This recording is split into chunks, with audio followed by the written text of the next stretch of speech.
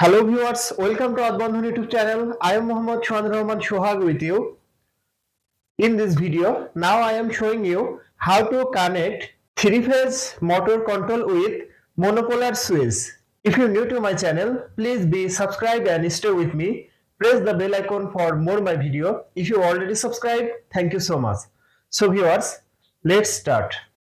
MCB, MCCB circuit breaker, magnetic contactor, double pole circuit breaker, ammeter, selector switch, motor, R phase connection, Y phase connection, B phase connection, neutral connection, R phase connection to MCB, Y phase connection to MCB, B phase connection to MCB, R phase connection from MCB to connect MCCB circuit breaker, Y phase connection from MCB to connect MCCB circuit breaker, B phase connection from MCB to MCCB circuit breaker, R phase connection to magnetic contactor from MCB, Y phase connection to magnetic contactor from MCB.